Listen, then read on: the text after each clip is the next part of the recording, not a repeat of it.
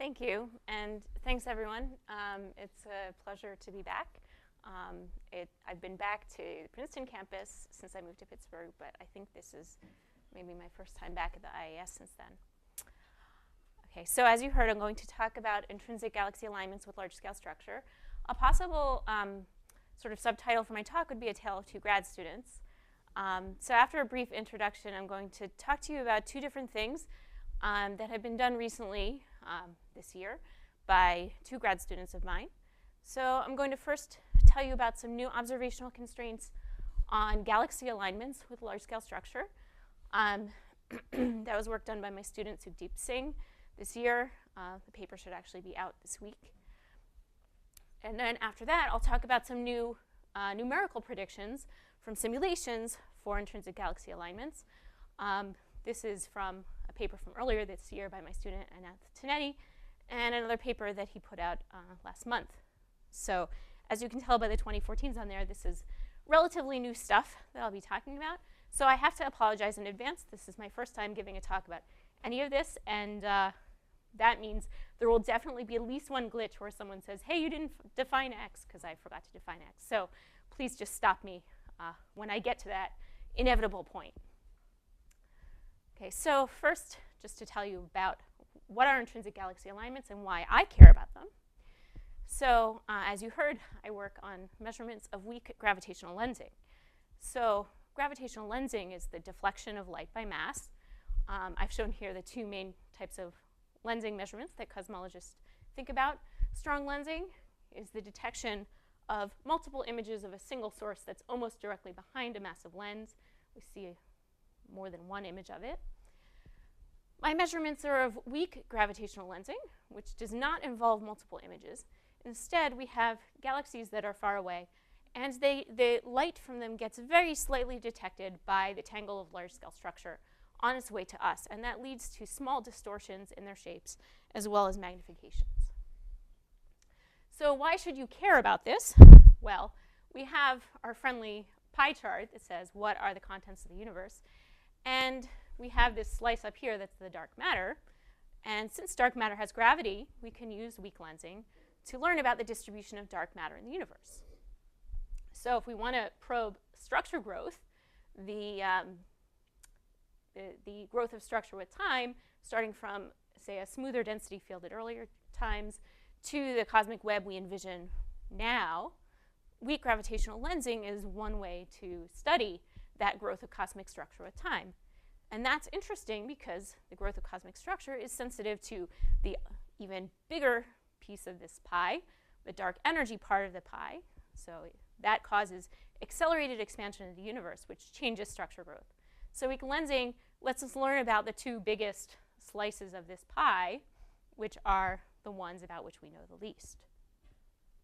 There are other things that we can do with this. We have this picture that galaxies form in large dark matter halos, and we can use gravitational lensing to study the dark matter halos that galaxies live in. So it's a way to study the galaxy-dark matter connection, which is important for understanding how galaxies have formed and evolved. Finally, if you have any concerns about the theory of gravity, gravitational lensing combined with other probes can help us learn about the theory of gravity on cosmological scales. We all know that on solar system scales, GR just seems to work, but on cosmological scales, the tests of it are not nearly as stringent, and there's still some wiggle room. So there's room for better constraints. Weak lensing can help us with all of this. So what's the problem? Well, the problem arises when we think about how we try to measure lensing. So this is a background of a bunch of sources that have been lensed by some objects that are implicitly between you, the observers, and that screen of sources that are not shown.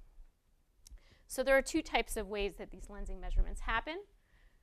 One is if we look at this background screen of sources and we look for alignments between their shapes. So we take pairs of galaxies and basically correlate their shapes with each other. If there are coherent shape alignments, which there should be due to lensing, then those coherent shape alignments will be large for galaxies nearby that have been lensed by the same structures. And for galaxies that are further away, say one up in this corner and one down in this corner, there will still be some coherent alignment, but less so because they haven't passed through all of the same structures. So shape-shape correlations are often called cosmic shear. The second type of correlation is if we actually know the positions of massive foreground objects, we can correlate those with the shapes of background objects. For example, one of the lenses not shown is in this empty spot here that I'm highlighting. And I know that because the shapes of galaxies are tangentially smeared around that, which is the key signature of gravitational lensing effects. So if we see the foreground objects, we can actually correlate their positions with whatever's going on in these background shapes. So the key words that I've used here are looking for coherent shape alignments. The problem is that galaxy shapes aren't purely random in the absence of lensing, which is something that we're implicitly assuming if we start using galaxy alignments as a way to probe lensing. So it turns out that you can have coherent alignments of shapes due to some sort of localized effects. By localized, I don't mean just the separations between galaxies. This could be on length scales corresponding to filaments up to 100 megaparsec. But the key thing is there's some physical effect that causes these alignments, which is not gravitational lensing. So we measure coherent alignment. We think it's due to lensing. It's not. We've made a mistake. So just to talk about how this can arise and the two types of effects it can have, imagine we have these overdensities here and here. Those could be, for example, two massive clusters. They can have this tidal gravitational field with a stretching axis that is horizontal and a squishing axis not shown, which is vertical. So the galaxies shown here in blue are meant to be at the same redshift as these overdensities, and they are aligned with that tidal field, which is why I've shown them along this direction. In the meantime, this red galaxy shown here is actually at higher redshift. Its lensing effect is dominated by these massive overdensities, and so it gets a tangential shape alignment like this vertically. So there are two problems here. The first problem, and the most obvious one, is if we take these two galaxies that are in that tidal field and correlate their shapes with each other, they are aligned. That's a coherent positive alignment that is not due to lensing. People sometimes call that an II term, meaning it's a correlation between two intrinsic shears. The second effect, which is less obvious, is what happens if we correlate the shapes of these two galaxies, a lower redshift galaxy and a higher redshift galaxy together. So the problem is that the lensing shear of this background galaxy correlates, well, anti-correlates really, with the intrinsic shear of this foreground object. Likewise, if we had chosen this high redshift galaxy and this one over here. And so you get a coherent anti-correlation, which is going to lower the measured lensing signal, or what we think is a lensing signal. Okay, so this is bad news. Okay, spoiler alert, this is not a purely theoretical construct. Intrinsic alignments are real. They've been measured for certain types of galaxies in many contexts. So just to give you a sense of where we think we have to worry about them, people have measured intrinsic alignments for red galaxies, for early type galaxies, in multiple different contexts and out to quite large scales, out to about 100 megaparsec. So that's a problem, and I'll tell you how big of a problem it is in a moment. But first I'll mention that the issue for blue galaxies is actually a little bit better. Attempts to measure large-scale alignments of blue galaxy shapes, large scale meaning on tens of megaparsec scales, has generally led to a null detection. So it doesn't seem to be anything significant there that we are able to detect with current data sets. People have made some localized detections. If they looked, for example, correlating spins with the directions to nearby filaments or in walls around voids, people have detected coherent disk galaxy spin alignments. But those appear to be some kind of localized effects that that do not cause a significant large-scale alignment. The final point I'll mention is the question of satellite galaxy alignments. What happens if you have a satellite galaxy inside of a more massive halo? So that's actually a subject that I would say is quite controversial. There have been studies that claim to measure coherent alignments of satellites pointing towards the central galaxy. There have been studies that claim to rule out coherent alignments of satellites pointing towards the central galaxy. And the picture is a bit muddled right now because often these studies have probed different mass ranges. Some are groups and some are clusters. They've probed different galaxy types. Some are red galaxies, some are everything. They've probed different luminosity ranges. Some are really bright galaxies, some are typical. So the picture there, I would say, is still a bit controversial and unclear. But it's this red galaxy one that I'm worrying about because we know for sure that it's there. So what is the effect? So if you were to completely ignore it, it turns out that certain cosmological parameters, including the equation of state of dark energy, would have biases that's tens of percent. So there are upcoming surveys that plan to measure these parameters to a few percent. And the biases due to intrinsic alignments can be 10 times as large as that. We can't ignore this. So the approach many people take is to say, we have to model it. We include it in our model for what we've measured and marginalize over the intrinsic alignments. If we're to do that, we need a really good model for them. We need a model for the physics describing them and how it scales with galaxy properties. Not only do we need a good model, but we need priors on the model parameters. We don't want them to be completely unknown functions because then we'd lose all our information trying to marginalize over something completely undetermined. Another reason we need good models is that if we want to, say, model these out, we need to test our ability to do that. So we need a way to make fake data that has lensing signal in it and it has intrinsic alignments in it, and make sure that we can measure the lensing and learn about the cosmology without having any bias due to the intrinsic alignments.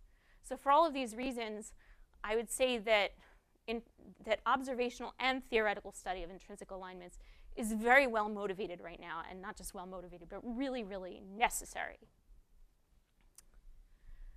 A final point I want to mention is that you could imagine just saying, well, I'm not going to care so much about the physics.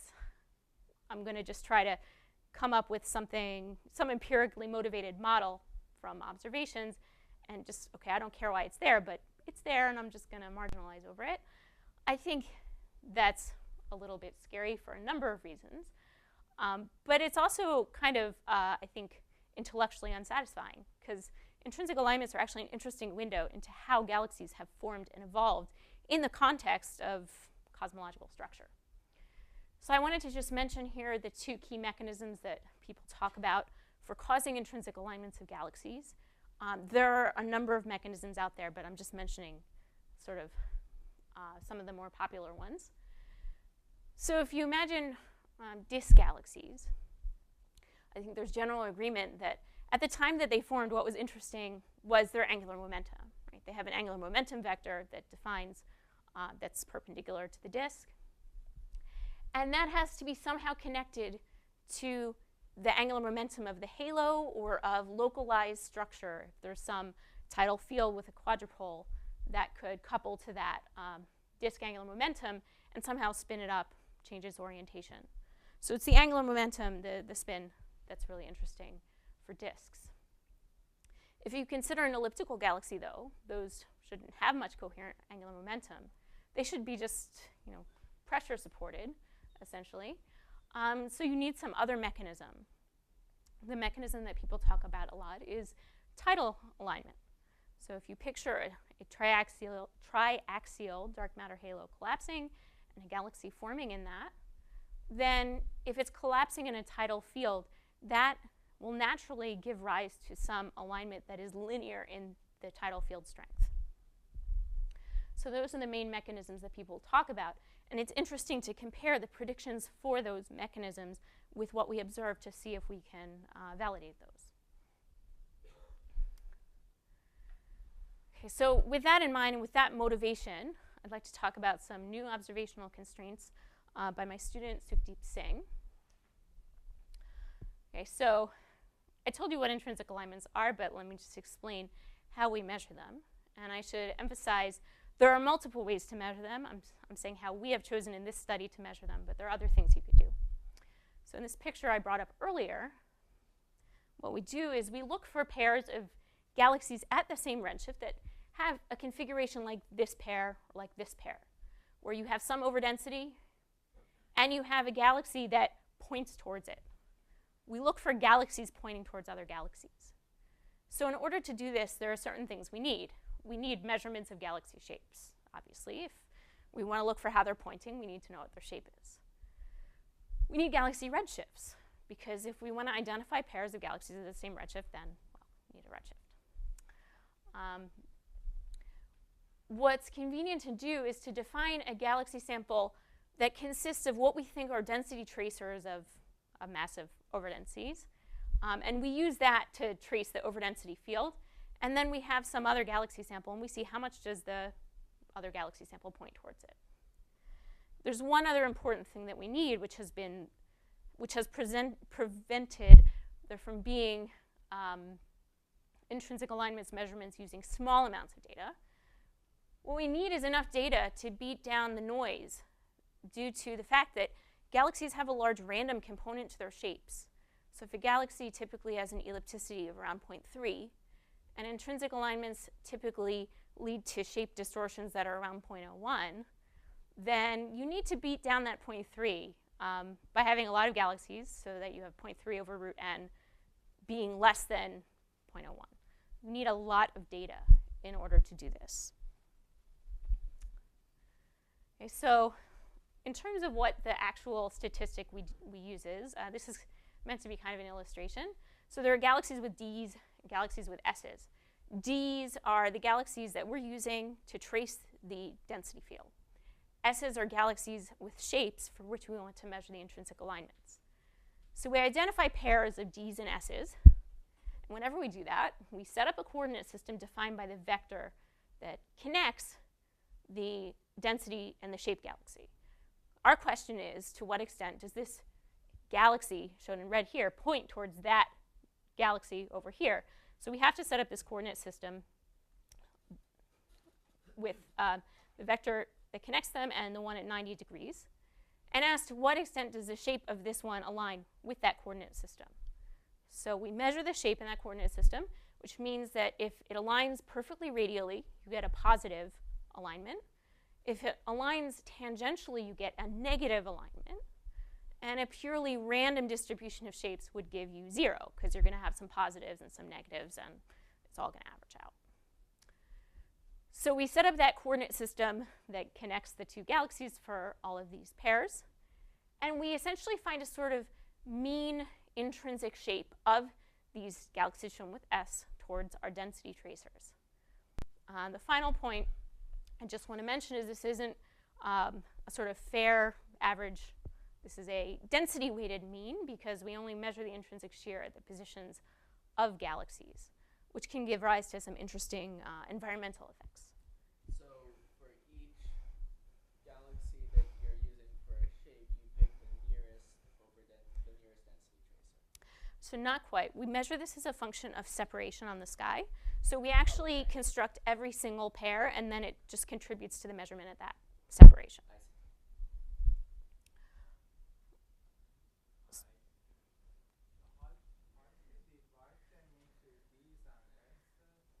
So this is purely based on convenience. So the Ds, the density sample, we want to sample the density field as well as we can. So generally, you would use all the galaxies you can get for the Ds. The way you define the S's are, that's the sample for which you're measuring intrinsic alignments. So for example, if you want to measure intrinsic alignments as a function of luminosity, you might take your low luminosity galaxies and have them be one sample for which we say they're the S galaxies and measure their intrinsic alignments. And then you might take a high luminosity sample, and then they become the S's and do the measurement again.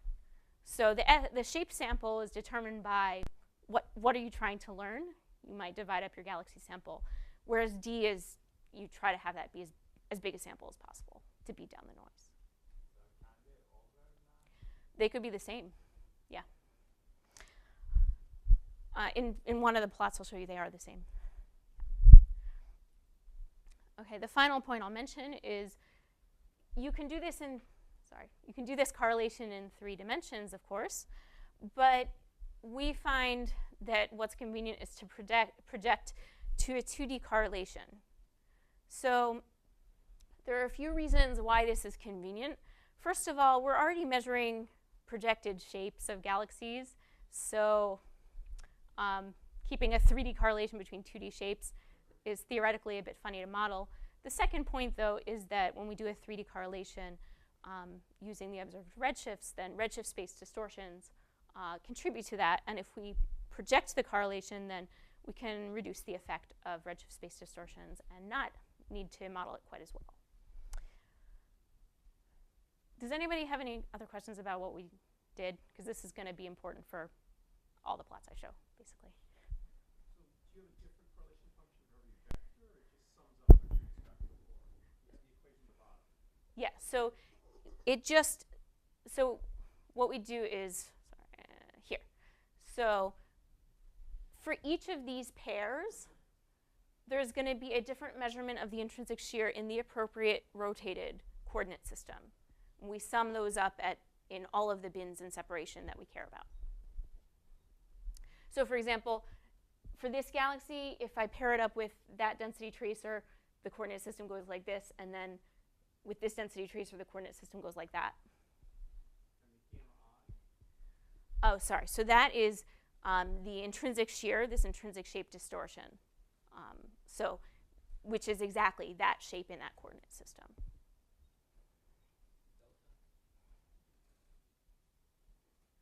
Sorry. Oh, so delta, this is the galaxy density weighted mean, because we only measure it at the positions of the galaxies.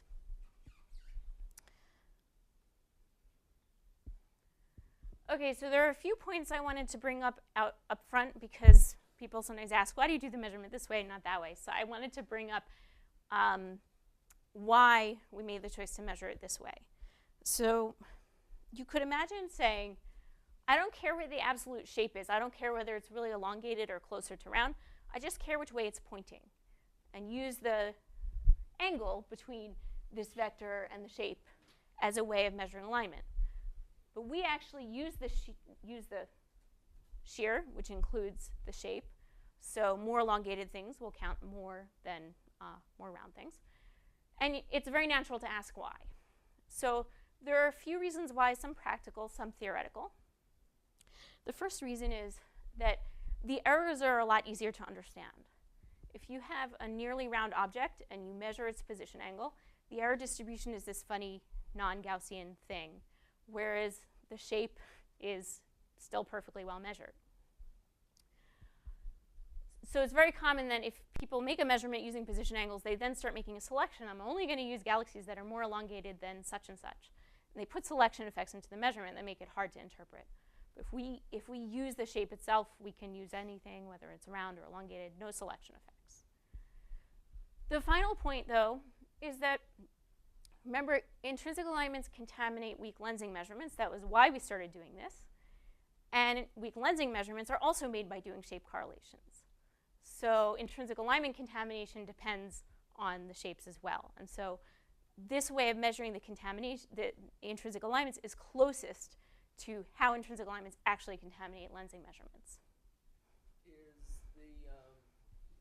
this statistic equivalent to using the position angle weighted by the ellipticity?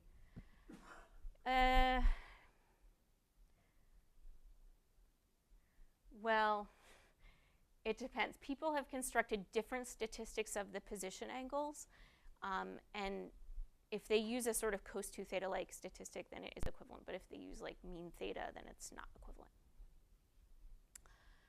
So I'm a little confused about, so you're measuring just the projected shape of the galaxy, right? So do Yep. you make some additional assumption about random random lines of light?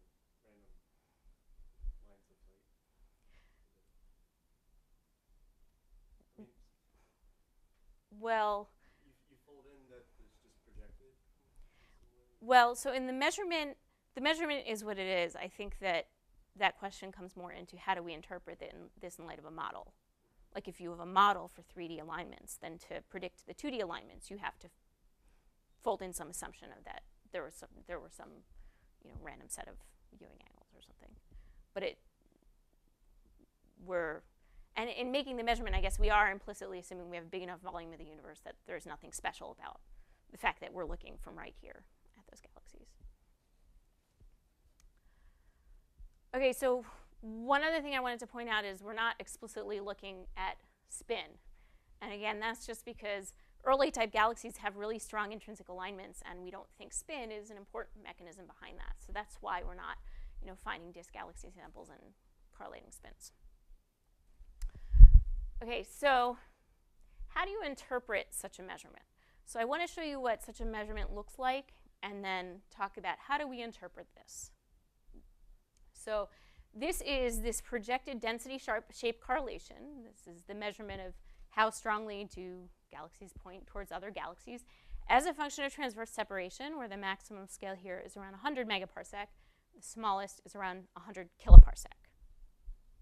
So there are two models that are shown on here. One, which appears to do a good job on the large scales and kind of falls down on small scales, and one which is only on the small scales. So I just want to mention what those are. So the large scale model is that tidal alignment model that I mentioned. So if you postulate that galaxy shapes are aligned proportional to the local tidal field, that is a well-defined model you can use to predict intrinsic alignments modulo an amplitude. You can't really quite predict an amplitude, but you can predict a scaling with radius. So what we've done is we've taken that model and we've fit it to these data points above 6 megaparsec, this vertical line, and it does a very nice job. There are lots of variants on that model. Some people use the linear matter power spectrum, some use the nonlinear matter power spectrum. That alone, that issue of how do you define this model could be its own entire talk. I will just say we use the nonlinear matter power spectrum, and it does a nice job here. Now for the small scales, you have to do something a bit different. If you imagine we're going below a megaparsec, and these are pretty massive galaxies, so we're actually measuring, a lot of what we're measuring are alignments of galaxies that live inside of the same dark matter halo. So do they point to each other? So there's a halo model for intrinsic alignments, which was presented by Schneider and Breidel, which tries to take the large-scale linear alignment model and basically add a term on small scales that corresponds to how galaxies inside of halos point to each other. And that model has a lot of parameters in general, because you have to say what fraction of my galaxies are in massive halos that have a satellite, which fraction are satellites themselves. It's a many parameter model. So we're not fitting for the many parameters. We don't have the data for it. We're just taking their prescription as a way to get a scaling with radius. And then we just fit for an amplitude. What is the W that's being plotted there? So this is the projected shape correlation. So we made that 3D measurement of galaxies pointing towards each other, and then we just did an integral over line of sight separation. It is dimensional because when you do the integral, you're doing the integral over co-moving line of sight separation. And so that's why, so to give you context on what does this mean about magnitudes of shape distortions, we've projected along sort of 100 megaparsec scales. And so this is a bit hand wavy, but roughly speaking, this amplitude here of 10 megaparsec means you should sort of, get something that's lower than that by a factor of, well, it ends up being more than 100, but the fact that it's dimensionful and that it has an amplitude this large comes partly from this sort of 100 megaparsec length. The actual shape alignments are of order a few percent here and below percent out here. So the key thing I just want to emphasize is this tidal alignment model out here does really nicely, and we're just using it as a way to get a signal number to quantify this alignment amplitude in terms of some number in that model that says how large this should be, scaling up and down. And likewise for the small scale signal, we have this model that we're, again, just scaling up and down, and we're going to quantify how does this amplitude change if we change the galaxy sample. So the data points are all your new sample, your new data? Yes.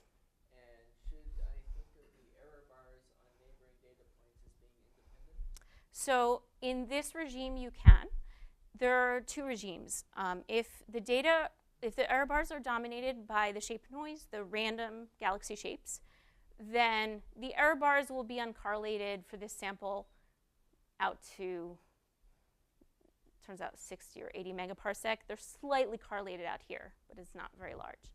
If this were dominated by cosmic variance, then there actually would be a pretty significant correlation, but there's no data set that's in that regime yet.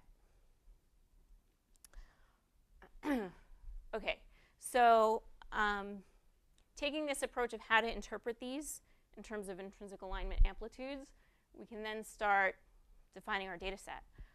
So I put the cart before the horse a bit in showing you that plot because I didn't say what the data was, but I wanted to explain how we were going to interpret it. So the data that we use are data from the SDSS-III. The Baryon Oscillation Spectroscopic Survey has this sample of galaxies called LOWZ. So this plot here illustrates the types of samples for which there are redshifts in the BOSS survey. So before BOSS, of course, there are the SDSS-I and II surveys. And their spectroscopic samples are shown as the yellow and the white ones here. Then the BOSS sample has these red points out to redshift 0.6 or so, and then a quasar survey that goes out to higher redshift. So for context on what we're using the red points from BOSS, but we're only using them out to redshift 0.36 or so because we need to have good measurements of the galaxy shapes. And once you get to higher redshift, we just don't have ones that are quite good enough. Okay, so these are early type galaxies in general that are red in this redshift range 0.16 to 0.36. And given the density of the sample, we have more than 200,000 galaxies, which is very nice because it helps beat down the random shape noise. So this measurement fills in a missing regime compared to previous measurements of intrinsic alignments. In particular, it goes to lower luminosity than some of the previous measurements, which is nice because previous measurements were only for such bright galaxies that people worried that, okay, maybe this is just a kind of special case. Now we're getting a little bit closer to typical galaxies, although these are still brighter than typical. The other thing that's nice about this sample is that it spans a range of environments, which lets you study the environmental dependence of this effect. Okay, so here's the basic measurement, which I already showed you before when I was saying how we're going to interpret these things. So again, this is a density shape correlation. I just want to point out what's going on here exactly.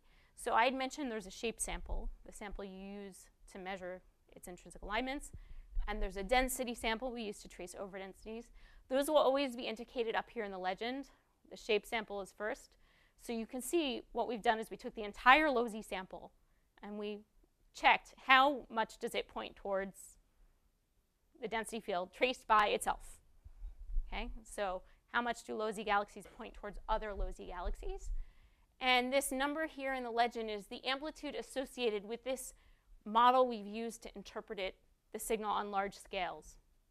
So this amplitude here is measured with a signal to noise of 9 or 10. So that's a pretty good signal to noise, and that means that we can now afford to chop up the sample and look at things like scaling with environment, scaling with luminosity, and so on. So, oh, yes?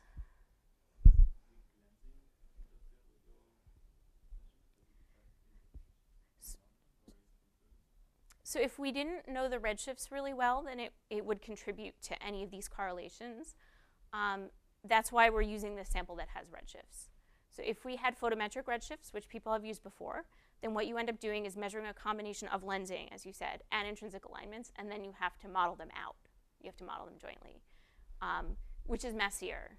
So in this case, we don't have to worry about that, because if they're always within 50 megaparsec along the line of sight, then the lensing kernel is really small there, and intrinsic alignments are essentially everything.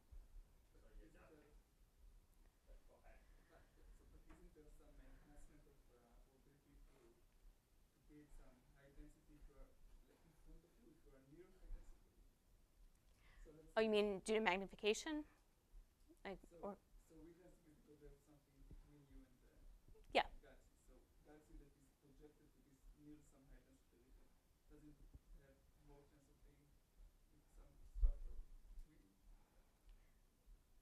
Well, so I mean, I think that's something that people look for enhancements due to magnification by something nearby. But first of all, these are relatively local, so that's not much of an issue. Second of all,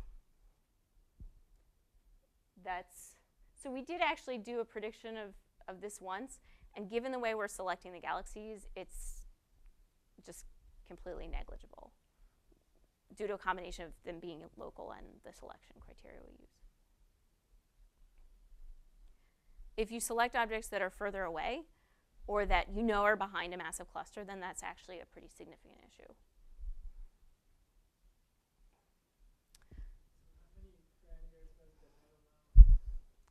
So with the way that we're using it, it has essentially one unknown amplitude parameter that we're constraining. Now, it does also depend on the bias of the density tracers, but what I haven't shown you here is that we measured their clustering and we estimated their bias really well. So that's not a limiting. That, like, it technically has to go into this model, but it's much better determined than these intrinsic alignments amplitudes are. So it's a parameter that is determined by the data itself. Okay, so this plot shows what happens if you chop up these galaxies by luminosity. We made 4 luminosity samples. It got a little messy to show them all, so we're showing 3 here, where L1 is consists of the highest luminosity galaxies, and then the blue points and green points go to progressively lower luminosities.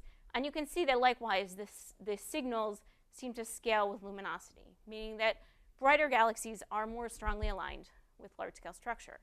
So this is in general good news because weak lensing measurements are dominated by fainter galaxies. And so if these scaling relations are safe to extrapolate down to fainter luminosities, which is admittedly an extrapolation and it's a question, then this scaling with luminosity is good news because it means the fainter galaxies that we use for lensing will be less aligned. Are the galaxies that you use for lensing comparable to any of those luminosity bands, or are they fainter, for example, still than L4? They're fainter than L4 still, not by a great deal, but they are fainter. So then there's a question of color dependence. So I've said a few times, red galaxies have shown alignments, blue galaxies haven't shown alignments. That's a kind of bimodal split, which is questionable theoretically. You could wonder, it's kind of natural to wonder, maybe if galaxies are red, but they're still less red, maybe they got onto the red sequence later and they weren't subject to quite the same formation and evolutionary processes. So maybe intrinsic alignments are a function of color within these broad bins of red and blue. So the LOWZ sample, of course, consists of red galaxies. We can only test the red part of that question. So we divided the sample up into 5 bins in color. And again, we haven't shown all of them on this plot. But what I want to draw your attention to are that C1 and C3, C1 is the reddest one. The color choice is unfortunate. It's shown in blue here. I just realized. It is the reddest one, I promise. And C3 is the kind of middle one. You can see that their signals for the intrinsic alignments seem to be comparable, meaning there isn't much evolution of intrinsic alignments between those. C5 is a different story. It has a somewhat lower amplitude on large scales for the intrinsic alignments. However, comparison between with Cosmos data, so Hubble data has shown that the bluest end of this sample, which is exactly what C5 is, consists of a non-negligible fraction of galaxies that are actually disks that are reddened enough by dust extinction that they kind of leaked into this red selected sample. So we expect their intrinsic alignment mechanism to be physically completely different, and in general it's something that would dilute this measurement. So basically 4 out of our 5 samples are consistent with each other in terms of intrinsic alignments. One of them is weaker, but we think we know that it's because of contamination from disks.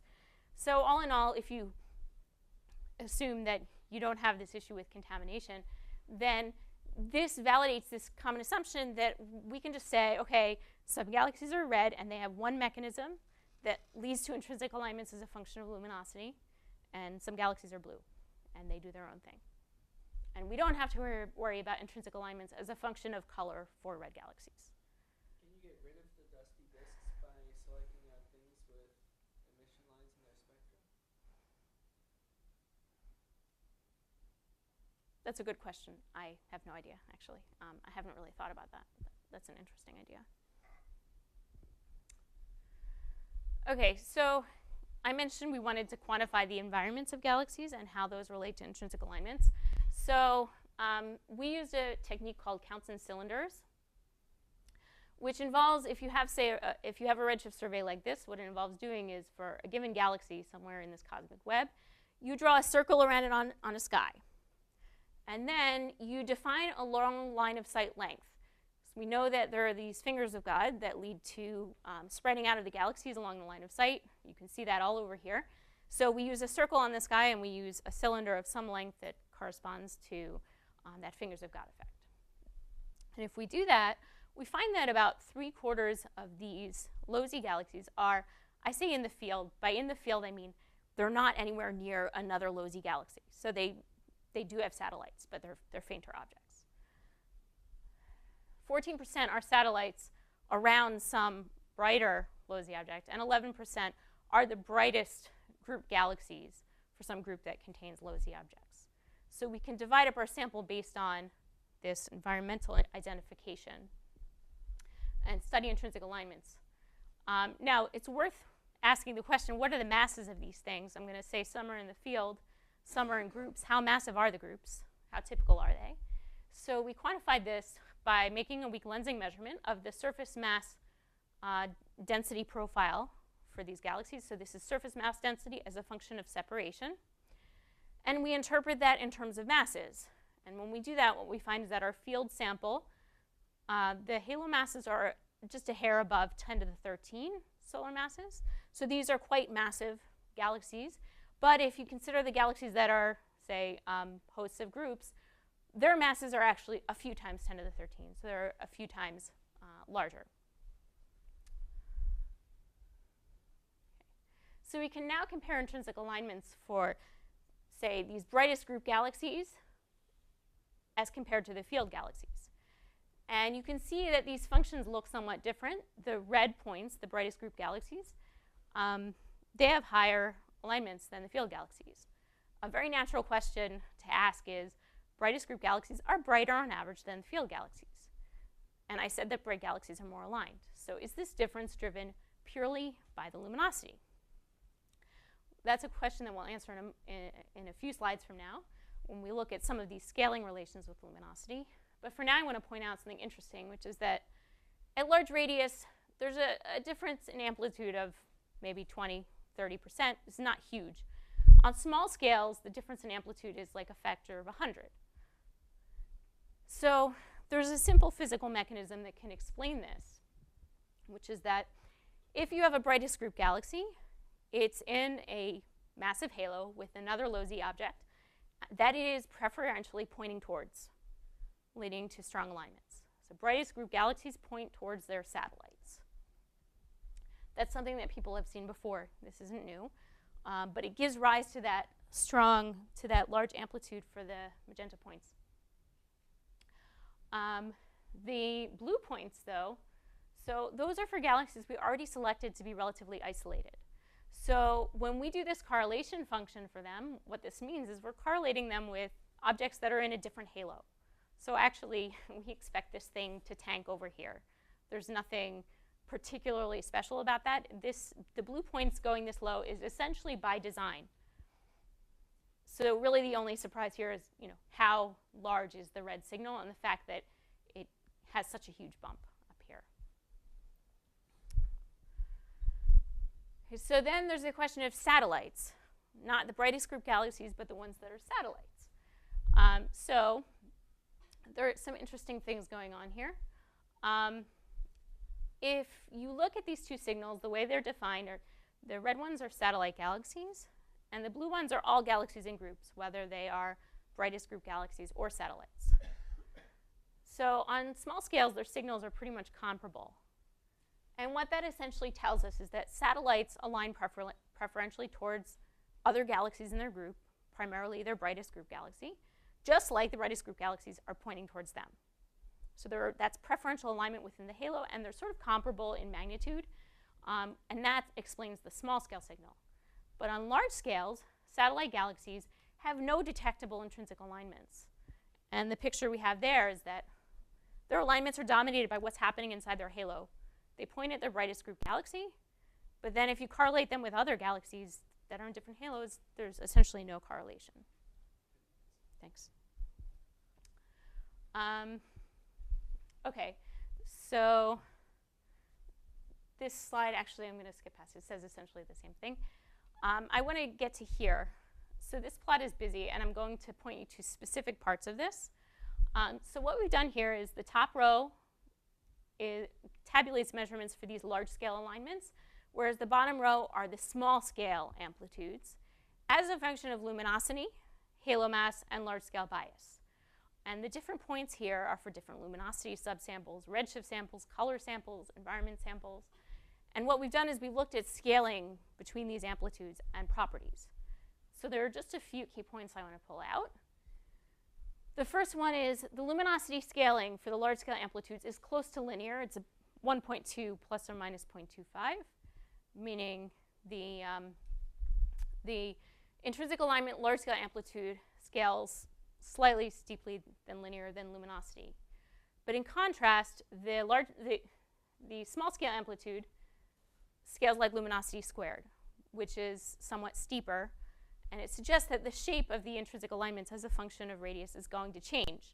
As you go to high luminosity, the small scale term is going to get quite important because of this luminosity squared part. The second thing I want to point out is that if you look at these plots, up top, the large scale amplitudes, we define scaling relations, which are shown as these dotted curves. These are scaling relations with luminosity and mass. And the points are essentially consistent with those curves. Within the errors, there may be some 1.5 sigma outliers, but basically, luminosity and mass seem to explain the large-scale intrinsic alignment amplitude. We don't have to put in much environmental effect. In contrast, if you look at the small-scale amplitudes, these two panels down here, you see there are some points that are significant, many sigma outliers, these purple ones. Those are BGGs and field galaxies, and they just aren't lying as well on these scaling relationships. So small-scale intrinsic alignments need something else to explain them, not just galaxy luminosity or mass. But the final point I want to make is there's something else on here which does explain everything. If you look at the large-scale bias over here, this plot on the bottom right shows the small-scale intrinsic alignment amplitude as a function of the large-scale galaxy bias. And all of the points fall right on this scaling relation that we've defined, including the one for brightest group galaxies up here and field galaxies down here. So what this tells us is if you want to predict large-scale intrinsic alignments, use the galaxy luminosity. If you want to predict small-scale intrinsic alignments, use the large-scale bias. That is going to roughly tell you about any environmental effects you need to know about. And our initial reaction to this was, what? Small-scale intrinsic alignments defined by large-scale bias. But we think it's simply that the large-scale bias is basically telling you something about the typical environment that these galaxies live in. I realize this was kind of a busy one. Are there any questions? Yeah, did you compare an environmental estimator to large-scale bias to see if it did as well in that plot? We did not. That's an interesting idea, though. Okay, so the conclusions here are that red galaxy intrinsic alignments measurements there are still new samples that we can use to learn a lot more about this effect and compare with models. We can learn about the dependence on color, luminosity, redshift using other samples than this one. And we can use this to sort of define these models that will be used to remove intrinsic alignments from weak lensing measurements. We're making a start on understanding environmental dependence, and we have a basic picture for what galaxy observables we can use as a way to predict the intrinsic alignment strength. Sorry, to go back a little bit, when you put those two models, the confidence intervals, those two models almost always or to your measurements? Yeah, I mean, we didn't have any major problems with the models working. I should say, though, like we only fit the large-scale model above this line. If you go below that, yeah, it doesn't work that well. So there's kind of a range of scales that we were explicitly ignoring, because we used the small-scale model out to a megaparsec and the large-scale one above 6 megaparsec, and we said, we didn't know how to model this stuff in between. It's hard. So the answer is yes, you can fit basically everything as long as you ignore a little bit around those intermediate scales. Yeah, and that's actually not unusual. If you try to model galaxy clustering, the crossover between the small scales and large scales is also a really tricky part. Since we stopped on this part, can I just ask a stupid question? It looks like the error bars are much larger, and yet the error bar on the amplitude is much smaller for the field galaxies than the CG galaxies. Is there some kind of correlation that I'm missing? I thought you were going to ask a stupid question. So what's going on here actually is you're right that these are much larger here. That's partly by design. We chose objects that were not near a lot of things. So very few pairs are contributing here. But it turns out that once you go to large scales, that's not true. It doesn't matter that we chose them to be a bit isolated locally. There are tons of pairs out here. And so the error bars are pretty similar for these two out here. Basically, the ratio of error bars is very scale dependent, and the fits only used this stuff. They didn't use this stuff, which have terrible error bars. So if I told you the error bar on this amplitude down here, you're right, it's huge. It's much bigger than the error bar on this red curve. Now, as for the fact that this is smaller, I would have guessed that they would have been comparable, not a factor of 3 smaller. So I need to think about that a bit. But You have a lot more field galaxies and bright field galaxies. yeah, that's true. But the error bars don't appear to reflect that quite as much as you. I don't know.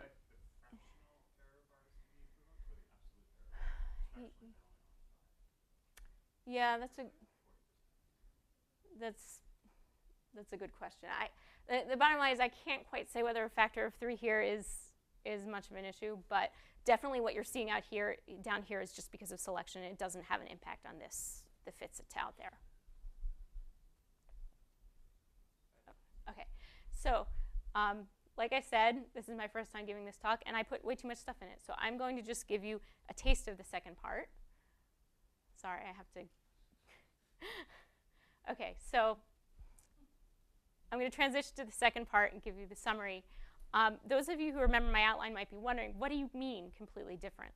So I have to admit, it really, the accurate statement, it's time to study, is that we should study the same physics in a different way, but that wasn't as catchy, so I went with John Cleese. So intrinsic alignments in simulations. So n-body simulations, we have these very nice large volume simulations, and we can use them to study dark matter halo alignments, but they don't have galaxies. So that seems like an obvious problem, and it turns out that the way you decide to populate those halos with galaxies can give rise to completely different intrinsic alignment predictions from n-body. So this plot shows, for example, if you try to populate, this is a sort of a cosmic shear contamination term, essentially. And you see this 0 comes from populating the halos with spiral galaxies, by which I mean that there's alignment between the galaxy spin and the halo spin. Whereas this strong prediction for some contamination comes from making a sort of elliptical galaxy model where galaxies' shapes are aligned with their halos. So these are massively different, and it's worrisome for the idea of using n-body simulations to make predictions, because we just don't know how. So the obvious question is to say, hydrodynamic simulations have galaxies. That's great.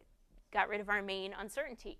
But we replace it with a different one, because the question is the physics right? Are the galaxies realistic enough that we can learn about this? And my approach as an observer, not as a hydrodynamic simulator, was to say, I'm going to reserve judgment and try to predict things that I observe and compare them. So here's where I'm going to skip a bit. So I'll just say we used a simulation called Massive Black 2, created by Tiziana Di Matteo, my colleague at CMU. So I went across the hall and said, let's get a student to work on this thing. It's a 100 megaparsec box, so it has this nice large-scale structure. And we can try to measure how galaxies align with it. So the first question we said asked was galaxy shapes. Do they look anything like real galaxy shapes? So it turns out if you look at these points, these black points, those are various measurements of galaxy shape distributions. They're RMS ellipticities in particular. So these are projected RMS ellipticities because that's what we see. We see things in projection. If you look at the simulation, the red curves are the galaxy shapes defined by the star particles. And the curves are slightly below these observations, but kind of within, you know, sort of 10% in some cases, depending on which observation, 10 to 25% off. So there's a slight difference, but it's not obviously some kind of showstopper. And depending on how you measure the shapes, you can get a different answer that is a bit higher up in the simulations. So I'm going to jump ahead and say, so we then said, okay, well, let's predict intrinsic alignments and compare them with measurements. So the orange curve shows a measured intrinsic alignment for a bright red galaxy sample, and the black is the prediction from this simulation. And to my eye, I had no idea what we were going to get. It was going to be within a factor of 100. Analytic predictions can differ by a factor of 100. But this seems to be pretty reasonable given the error bars on both of these things. So this is no free parameters. We just said make a simulated LRG sample, measure its intrinsic alignments, compare with the data. So I said, hey, this is great. So I'm going to just refer you to our papers and Anth's papers. Now that I've said, why do we think we can do this? It turns out you can make a lot of predictions about intrinsic alignments that are very interesting that I don't have time to go into now. I'll just give that brief advertisement that the populations look close enough to real that we believe what we're seeing. And there's a lot you can do with this that I won't talk about now. I will just conclude by saying that the physics of intrinsic alignment seems to be pretty complicated. There are interesting environmental effects that we're just starting to sort of delve into both in observations and in simulations.